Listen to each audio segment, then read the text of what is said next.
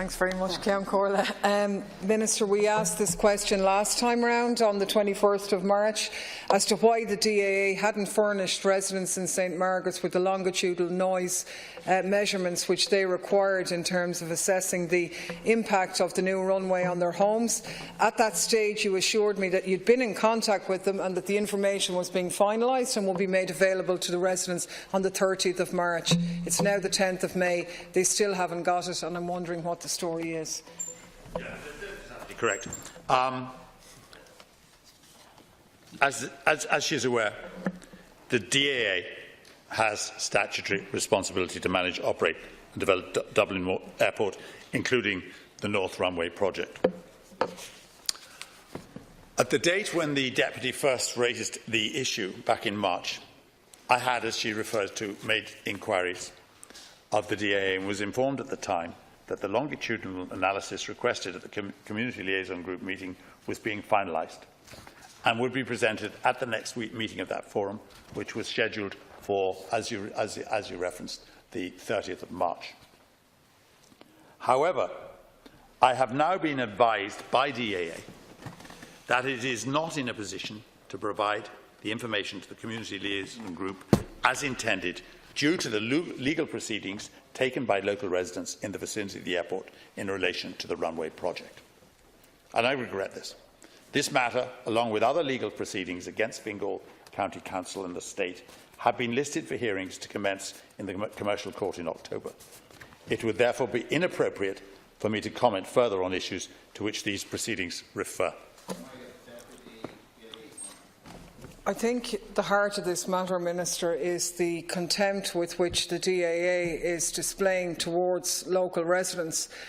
When we asked that question in March, the meeting on the 30th of March was unilaterally cancelled without any alternative meeting being put in place of the Community Liaison Group. And as you correctly say, in the interim then, legal proceedings begun. But presumably that information had been obtained beforehand.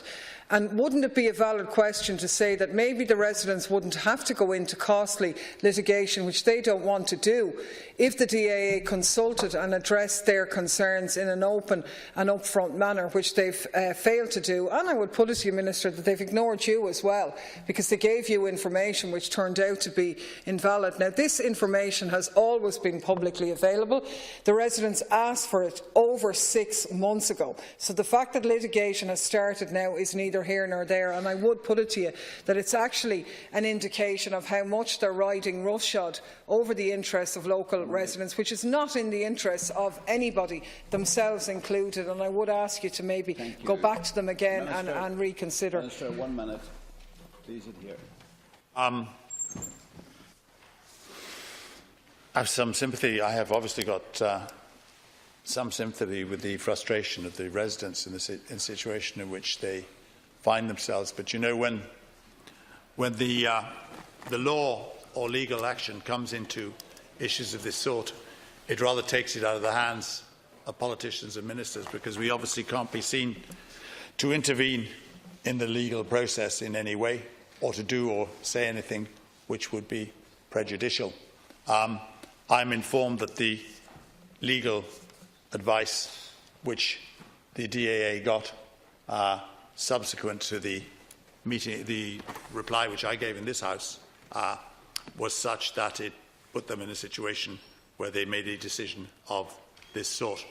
And having made a decision of that sort, and having said that their legal advice is not to hand over that particular information, thank you, Minister. It's unfortunate it happened in that time, but I am certainly not going to be one to interfere or to comment on that situation. Thank you, Minister. Deputy Daly. Put it to you, Minister, that the issue of litigation is kind of like a convenient excuse now for the DAA to not fulfil obligations which it had all along, because had they discharged their duties and their functions as they should have 6 months ago when residents asked for that information, then the issue wouldn't arise. And we now have a scenario where homeowners are facing the uncertainty of negotiations and dialogue with the DAA in terms of purchasing their homes or how their lives will will be post the new runway in a situation of absolute uncertainty. That uncertainty has extended to members of the travelling community who have a halting site and residential development on DAA lands, which also will have to be relocated. And again, this group is being sidelined in this. So while you may not be able to interfere in litigation, I do think you have a role to ask the DAA to engage much more responsibly with surrounding communities if they want to have their project fulfilled in the area. Thank you, Deputy Minister.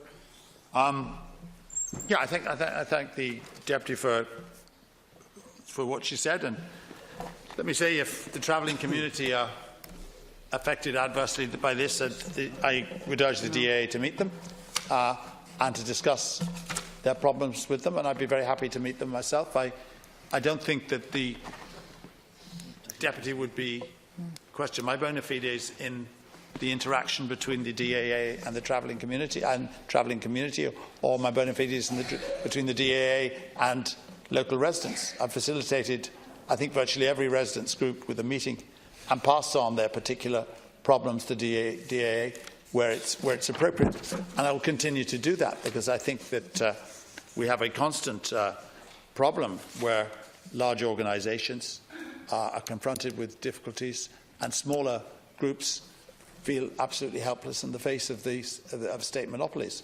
And I will facilitate that, and I will do everything I can to help any members of the travelling community or any members of any other small community or residents of that area who are adversely affected by the work of the DAA. But I will not intervene or say anything which prejudices any legal action or legal cases. Deputy Troy.